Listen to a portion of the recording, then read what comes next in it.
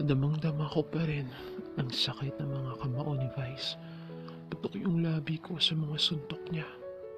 Wala naman akong magawa kundi saluhin lahat ng yun. Ramdam ko ang galit niya. Kahit naman ako siguro, ganun din ang mararamdaman ko. Alam kong kasalanan ko kung bakit nangyari ang lahat ng to. Dahil sa pinagtanggaan kong angkinin si Jackie noon. Pero nagsisisi na ako dahil doon. Di ko kinayang gawin yun sa kanya. Kaya naman hinayaan ko na sila ni Vice at tuluyan na akong nag-araya. Mahirap makipagkumpetensya sa taong alam kong minamahal ng taong mahal ko. Kaya sa mga nangyari ngayon, di ko pa rin magawang manahimik. Gayong involve ang pangalan ko sa isyong ito. Isang tao lang ang naiisip kong may gawa ng lahat ng to. Siya lang at wala nang iba. Kaya naman agad ko siyang tinawagan upang kausapin siya. Hello? Hello, napatawag ka. Mag-uusap tayo. Kailangan natin magkita. Yun lang at ibinaba ko na ang call. Titext ko na lang kung saan kami mag-meet. Pagdating ko sa isang coffee shop, agad ko siyang nahanap. Buti naman at nauna pa ito sa akin. Lumapit ako sa kanya at umupo sa kanyang harapan. Naka-order na siya, kaya nag-order na lang din ako ng akin. Halos hindi maalis-alis ang ngiti sa mga labi ni Bella. Lalo lang tuloy akong naiinis sa kanya. Ano nangyari dyan sa mukha mo? Napalaban ka yata kay Manny Pacquiao ah. Kasalanan mo to, Bella. Galit kong sisi sa kanya. Oh, ba't ako? Ngumingiti pa rin ito. Come on, Bella. Alam mo kung anong tinutukoy ko. Well, dapat nga ba magpasalamat ka, di ba? Dahil sa galit ko, napasunto ko ang aking kamao sa lamesa. Bakit mo to ginawa, Bella? Wait, relax. Bakit ka ba nagagalit? Di ba plinano naman natin to? Matagal na akong nagpaubaya, Bella. Hindi ko na nga tinuloy yung plano kong magpaangkin kay Jackie. Bakit nagpipilitan mo pa rin ang bagay na to, Bella? Dahil gusto ko. Kung ikaw suko na, bahala ka. Nahihibang ka na talaga, Bella. Ayaw mo yun? Pag naghiwalay sila ni Jackie at Vice, edi may chance na maging kayo ni Jackie. Pero hindi sa ganitong paraan, Bella. Sinisira mo ang pangalan at dignidad ng taong mahal ko. Pwede ba, Tom? Huwag ka na nga magbait-baitan. Ito naman yung hinihintay natin, di ba? Ang magkahiwalay ang mga taong parehas naman nating mahal. Pero Bella, I need to go. Hanapin ko pa si Vice because I know nagkakagulo sila ngayon. Anyway, ako Sir Tom, stay by her side.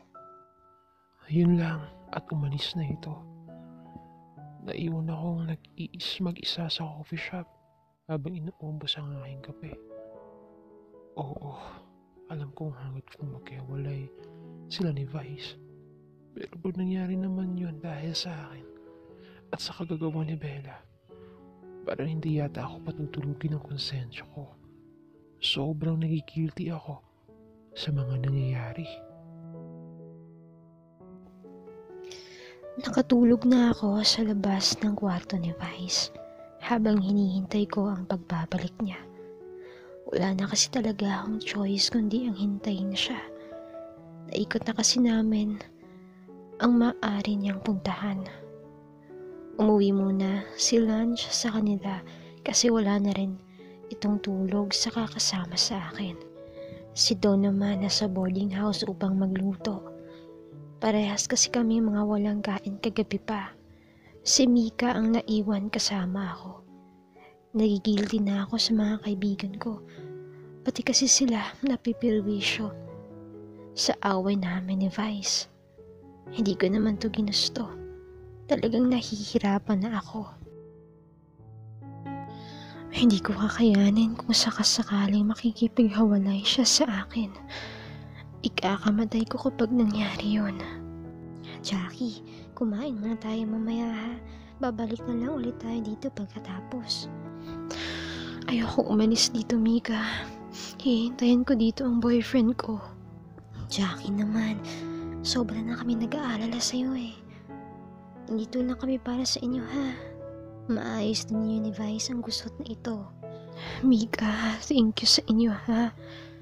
Kayo na lang pinaghuhugutan ko ng lakas sa ngayon. Niyakap ako ni Mika kasi napapaiyak na naman ako. May girlfriend na pala ang isang ito. Sigurado kung hindi lang basta Elk yung pinag-awayan nila ng girlfriend niya. Nahihiya naman akong usisain siya kasi baka sabihin niya napaka-chismosa ko naman. Pero sa totoo lang, nakukitan ako sa kanya. Gustong gusto ko pati ang height niya. Bagay na wala sa boyfriend ko. Halos magkasing tangkad lang kasi kaming dalawa ni Yael. I like the way he looks at me. The way he talks and the way he smiled. Kahit alam kong may pinagdadaanan siyang mabigat, parang iliwanag pa rin ang mga mata niya para sa akin. Kung hindi lang siguro kami parehas taken, kayo na siguro ang makipag-fling sa gay na ito. Ano ba itong iniisip ko? Kay, salamat ulit ha. Tsaka pasensya na rin sa abala. Wala yon. Sigurado ka bang hindi ka mag-aalmusal bago umalis? Hindi na talaga. Masyado na akong nahiya. Okay na ako dun sa kape. Thank you, Miss Kay. You're welcome. Bye. Wait. Yes. Kapag may free time ka, visit ka naman ulit sa bar. Oo naman. Sure. Pero dapat hindi ka na magwawala nun, ha? Hala. Okay po. Sige, Miss Kay. I have to go. Okay. Bye. Ingat. Ewan ko kung bakit. Pero bakit parang namimiss ko ang lalaking yon? I'm sorry, Han. I'm so sorry. Sabi ng isipan ko. Isa kasi itong kalapastangan para sa boyfriend ko. Habang papalit ako sa aking boarding house, tanaw ko na agad sa may gate si Jackie kasama si Mika. Nang makalapit na ako sa kanila, tumayo sila parehas. Bumungad sa akin ang pagang mga mata ng aking nobya. Jackie, iwan ko muna kayo ha. Naglakad pa alis si Mika. Ano ginagawa mo dito? Matigas kong tanong sa kanya. Babe, mag-usap tayo, please. Iniwan ko siya sa labas ng gate at pumasok ko sa loob ng aking kwarto. Ngunit sinundan niya ako at pinagpilitang harapin ko siya. Wala na tayong dapat pang pag-usapan pa, Jackie. Pwede ba umalis ka na? Babe, please. Parang awa mo na. Makinig ka naman sa akin, oh. Sa kabila ng pagyakap at pagmamakaawa sa akin ni Jackie, nanatili pa rin matigas ang aking puso. Ano po ba kailangan kong marinig mula sa'yo, Jackie? Malinaw na sa akin ang lahat. Sigaw ko sa kanya. Kita ko ang pag-agos ng mga luha sa kanyang mga mata.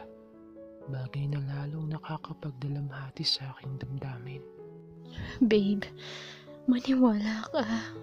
Mali ang iniisip mo. At anong gusto mong isipin ko, ha, Jackie? Sabihin mo. Tangina, Jackie.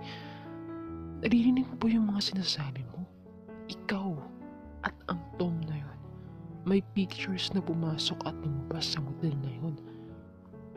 Tapos gusto mo isipin kung walang may nangyari sa inyong dalawa. Bullshit. Babe, please. Maniwala ka naman, oh. Maniwala? Taang na. Alam mo ba kung anong nararamdaman ko, Jackie? Ha? Alam mo ba? Hindi ko na rin napigilang tumula ang aking mga luha sa labis-labis na bugso ng aking damdamin. Hinawakan ko siya sa magkabilang braso. Parang mong tinapak-tapakan ng pagkalalaki ko, Jackie. At kahit ano pang pilit kong baguhin ang sarili ko, pakiramdam ko, isang inang bakla pa rin ang tingin ng mga tao sa akin. Kaya, sabihin mo. Sabihin mo sa akin kung ano dapat kong maramdaman. Sabihin mo. Bis na sagutin niya ako, ay bigla niya akong niyakap ng mahigpit. Pilit naman akong kumakawala sa pagkakayakap niya. Babe, please. Ayusin natin to. Leave me alone. Babe. Pwede mo umalis ka na? Ayoko na, Jackie. Halos ipagtabuyan ko siyang lumabas ng kwarto. Bahagya ako siyang inulak palayo sa akin. Halos magmakaawa na ito upang ayusin namin ang gusot. Pero hindi ako nagpatinag. Nagpatuloy pa rin ito sa kanyang pag-iyak. Nagulat na lang ako nang bigla niyang unti-unting tinatanggal ang butones na kanyang suot-suot na damit. Nababaliw na ba siya? Anong iniisip niya?